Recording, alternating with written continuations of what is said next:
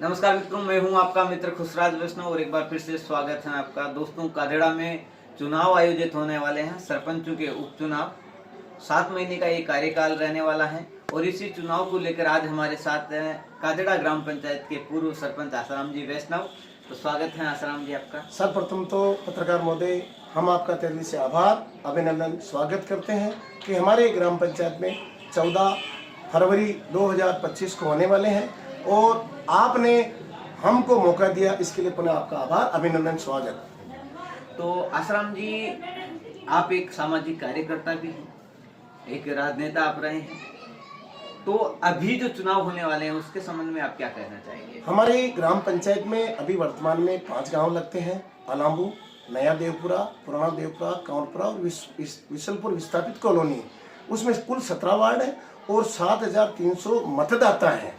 तो अब इस चुनाव के में जब अधिसूचना जारी हुई थी तो कई दावेदार थे और दावेदारों ने अपनी दावेदारी जताई भी थी, लेकिन अभी क्या कुछ हर वर्ग से एक शिष्टमंडल तैयार किया गया।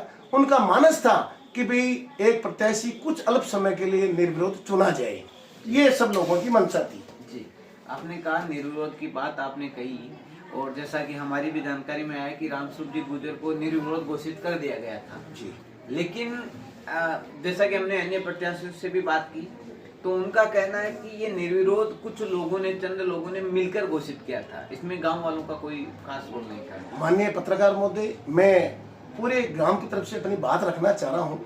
जब चर्चाएं हुई थी तो जो अभी वर्तमान में दावेदार जो हैं उनकी कोई न तो मंशा थी न कोई इस गांव वालों को जानकारी थी। एन वक्त पर इन्होंने अपनी तैयारी करके फार्म लगाया था, फिर भी गांव इनका तहे दिल से स्वागत अभिनंदन स्वागत करते हैं। लोकतंत्र है, चुनाव लड़ने का अधिकार है और इन्होंने आवेदन किया, इनका भी स्वागत है।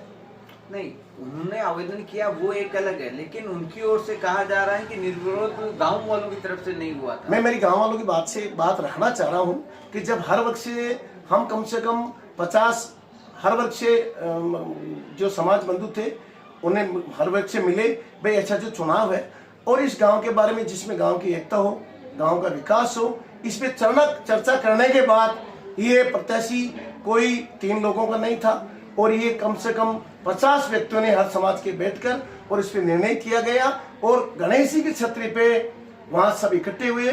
उसके बाद सबका मानस टटोला गया और गणेश जी के सामने संकल्प लिया वे रामस्वरूप को निर्विरोध घोषित किया जाता है। ये हमारे सब गांव का निर्णय था।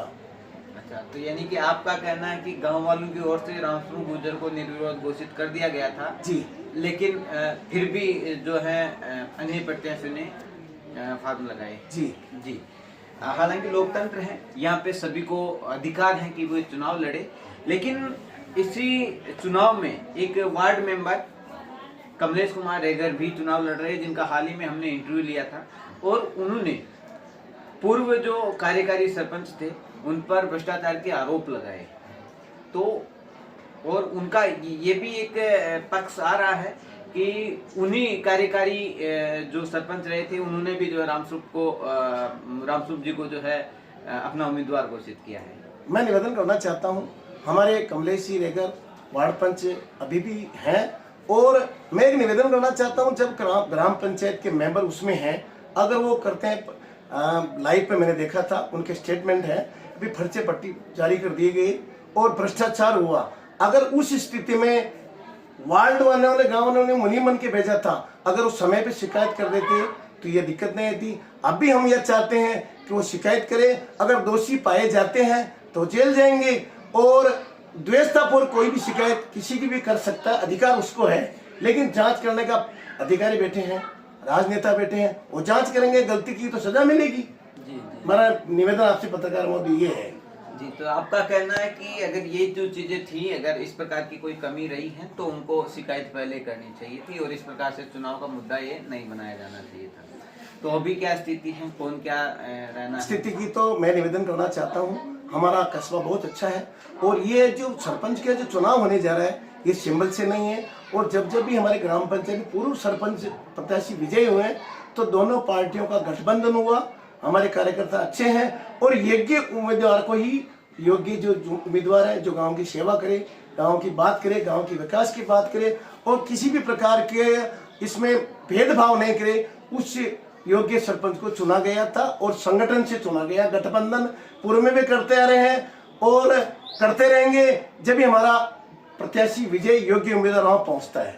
ये हमारा एक पक्ष है। जी, तो आपका कहना है कि ये जो चुनाव होने वाले हैं कांग्रेस या भाजपा के नहीं है, लेकिन माना जाता है कि रामस्वरूप जी एक भाजपा की कार्यकर्ता हैं और रेखा जादव को एक कांग्रेस के प्रत्याशी के रूप में देखा। माननीय पत्रकार महोदय, मैं मेरा निवेदन करना चाहता हूं, कोई भी अगर सरपंच प्रत्याशी होता है तो किसी पार्टी से उसकी आस्था जरूर होती है। क्यों होती है कि अगर मान लो सरपंच प्रत्याशी वहां सीट पे बैठता है तो राजस्थान सरकार से काम लाना पड़ता है और जो सरकार वर्तमान में होती है उससे तालमेल बिठा के गांव की विकास की बात करनी पड़ती है और गांव में विकास की योजनाएं कई लानी पड़ती है। इसलिए किसी न किसी पार्टी के उसको आस्था रखनी पड़ती है। लेकिन जब सरपंच प्रत्याशी जिस राज्य में होता है तो उसकी पालना करके गांव की विकास की उसकी पहली प्राथमिकता होती है। पत्रकार महोदय जी, तो कहने का मतलब आप ये कह रहे हैं कि अभी जो चुनाव है ये कोई कांग्रेस बीजेपी के माध्यम से ये नहीं हो रहा जी, और ये गांव के विकास में जो भी प्रत्याशी हैं जी, उनका ही ये मत है। जी, जी। अब अभी जो मैं 10 दिन की जो स्थिति अवगत कराना चाहता हूँ, मैं किसी भी प्रकार का किसी प्रत्याशी का पक्ष नहीं ले रहा हूँ, लेकिन जब लोगों का मानस टटोला गया ना तो उन्होंने एक मानस बना लिया है। कभी व्हाट्सएप चल रहे हैं, ग्रुप चल रहे हैं और कई चुनाव में फैक्टर चलते हैं, मुद्दे चलते हैं और मुद्दों के बिना चुनाव लड़ा भी नहीं जा सकता, ये असंभव नहीं है। लेकिन अब ये स्थिति ऐसी आ रही है जो प्रत्याशी मैदान में है तो रामस्वरूप भाई जो गुजर है तो उसका क्या लोगों ने पूरा मानस बना लिया है। अल्प समय है, इसको मौका दिया जावे और अगर एन वक्त पूर्व में इनका योजना होती और जब अधिसूचना जारी हुई, जो वर्तमान में प्रत्याशी मैदान में है, न किसी से किन्होंने बात की, नए मैदान में थे, लेकिन एन वक्त पर परिस्थिति अनुकूल है, लोकतंत्र निर्णय है और 14 फरवरी को जो चुनाव होने जा रहे हैं, मतदाता को क्या माना है, शाम को 8 बजे से 5 मतदान होगा और तुरंत रिजल्ट और जो विजय प्राप्त होगा वो उसको जनता को स्वीकार करना पड़ेगा। लेकिन अभी स्थितियां ये है गांव की एकता और गांव के विकास के हित में ये जो चुनाव होने जा रहा है, गांव की एकता के मद्देनजर रखते हुए और गांव की एकता के और विकास के माध्यम से चुनाव होने जा रहा है। तो जैसा कि आसाराम जी ने कहा कि आने वाले 14 फरवरी को चुनाव होने वाला है और गांव की एकता पर, इस मुद्दे पर वोट मिलने हैं और इन्होंने बताया कि रामस्वरूप जी को निर्विरोध किया गया था, लेकिन फिर भी लोकतंत्र है, चुनाव लड़ने का सबका अधिकार है। तो जो भी प्रत्याशी हैं उनको भी इन्होंने शुभकामनाएं दी सभी को और 14 फरवरी को जो भी विजेता होगा वो जनता के सामने होगा। तो धन्यवाद आसाराम जी, आप पधारे, तो सभी दर्शकों का आभार। जय सिया राम, जय सिया राम।